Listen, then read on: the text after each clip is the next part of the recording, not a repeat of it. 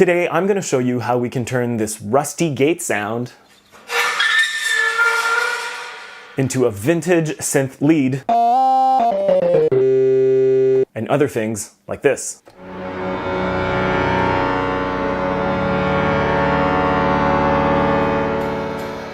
Not bad. Let's do this.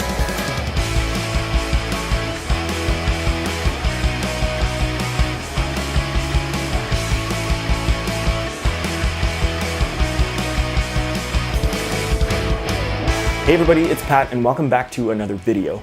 If this is your first time here and you're not sure what I do, well, I make all sorts of videos around creating music, such as tips, tricks, tutorials, band stuff, all kinds of fun stuff like that. So if that's something you're into, you might want to click the subscribe button. And if you've done that, you might want to click the bell to get notified every time I upload. So today's video is going to be a little bit different. As you can see, I'm not in my usual jam space, I'm actually at home, and I want to make a video for Christian Henson. Last week in one of his videos, Christian issued a challenge. He's the one who actually captured this rusty gate sound, and he asked his viewers if they could turn that into an instrument. He had tried it, it wasn't so great, so he asked his subscribers to do the same and see if it's better. Now I'm not sure if mine is better, but it's something. So I wanted to show all of you how I went from the rusty gate to a sort of vintage sound, and then from that point to other stuff that I've created. So let's jump to my computer and I'll show you how I did it. All right, so the first thing you're obviously going to want to do is to open a new Logic project. And once you've done that, you can load your rusty gate sample. So that's exactly what I've done here. And when I wanted to create the instrument, the first thing I did is that I tried finding a sound that I found interesting, something that I could work off of to create an instrument. And you know, I listened to the whole thing. And to be honest, it was kind of hard to find parts that I could turn into an instrument. But there's a little part, I think it's around here, that I really liked because there's kind of a half step. It goes bow, bow, like this. And I thought that would be interesting maybe to turn into an instrument, but then I realized that playing chords with that might be really tricky. Then there's something else that I really liked. It's kind of a percussive piece, just like this, and I was like, oh, maybe I could sample a whole drum with that, make kind of a percussive instrument, and eventually I might end up doing that, but the part I ended up using was right here. It's the most simple, it's something I could easily work with, and so that's what I did. So to create an instrument based off of this sample, you're going to want to create a new track, and once you've done that, you can open your mixer and select EXS24. Once you've done that, you can click on Edit, and you will get the edit window right here. Now you have to do some window management, but basically you can just take your track here and drag it down here. Now at this point you have an instrument, but when you hit your keyboard, you're basically playing the whole sample.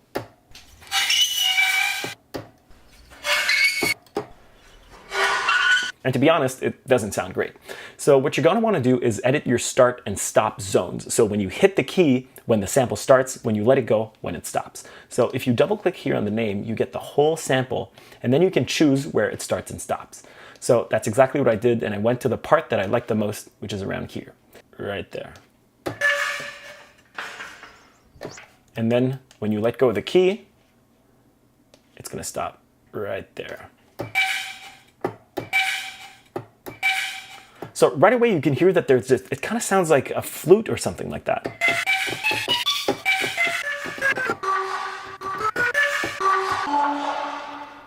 It's not exactly perfect though. Now if you close this window, you have a couple things you can do here. The most important one is to tune your instrument. So right now if I play a C on my keyboard, chances are I'm not actually playing a C.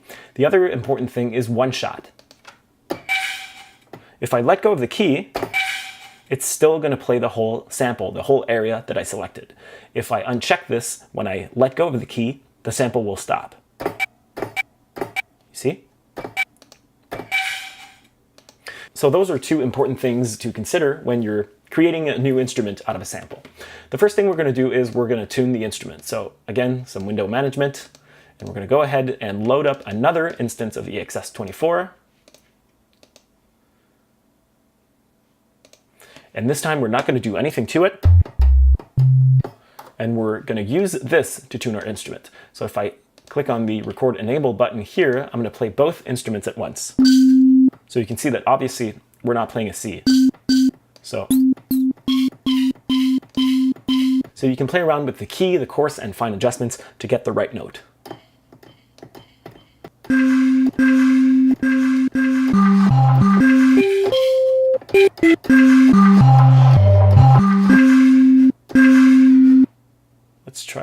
octave lower.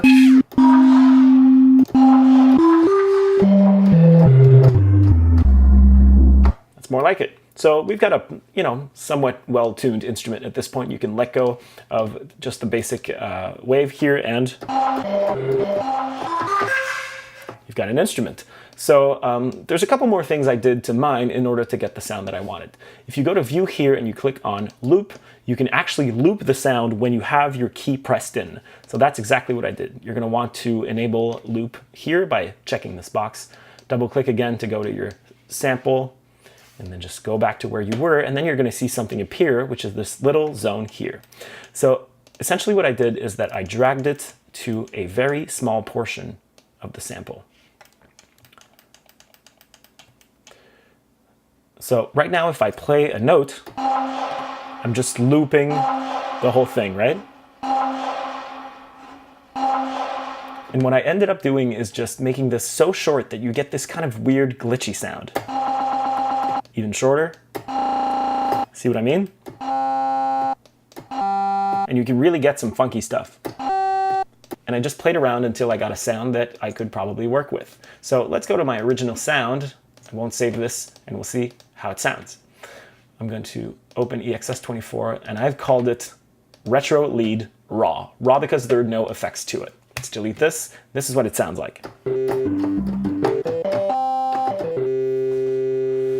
Chords.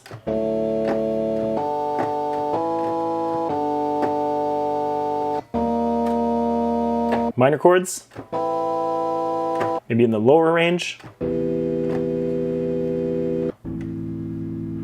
It sounds like, if you've ever played the first Doom game, it sounds like the guitar you would get in that sound. I don't know exactly what the part was, but it sounds really like an old MIDI electric guitar sounded in the 90s. I didn't stop there. Once I had that sound, I wanted to add some effects to it. So I added a delay and a reverb and a bunch of stuff, and I'll show you essentially what I did to it, and then I'll show you what the result was. So if you want to add anything like an overdrive, for example,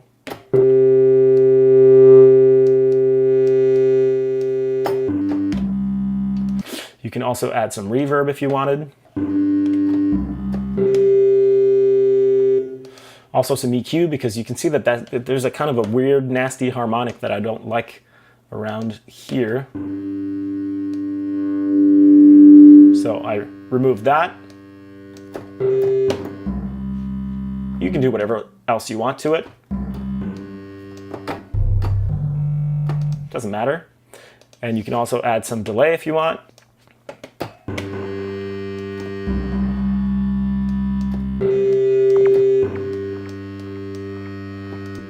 And don't forget, you can always change the order of these things. I like to have my overdrive first, then echo, then delay. I'll put my EQ first. You can add a compressor, anything you want to this. Again, not the best sound, but it's something. So once you've done that, you can actually sort of immortalize this sound and turn that into another instrument. The way you're going to want to do that is to hit record, play a C, and then resample that sound. Let me explain. Hit record. Wait for the whole decay to happen. Hit stop, and then you're going to want to bounce the whole thing. So let's go to here. You're going to control click here, go to bounce, and bounce in place. So at this point, what you've done is that you have an audio track of what you played.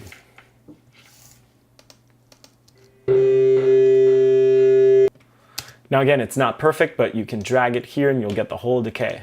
See? So once you have this, well, I've already explained how to do the rest. All you have to do is load a new software instrument track, load a new instance of EXS24, click Edit, go to your Edit zone right here, do some window management, take your track, drag it here, then you have a new instrument. Then you can play with the volume, make it maybe a bit louder, an octave down if you want. And then you can play around with looping once again. Once you're happy with that, you can play it and rebounce it, resample it, and go on and on and on, and the possibilities are endless. So what I did is that I have my retro lead raw here, and then I created another one using the same process I showed you that I've called Fuzzy Mess. So essentially I added fuzz and delay and a bunch of things to it, and that's what it sounds like. And I just love how this one sounds in the lower end. Really weird and probably really useful if you want to beef up some electric guitars. And like I said, the possibilities are endless. You can click here and just basically change the release, the attack time,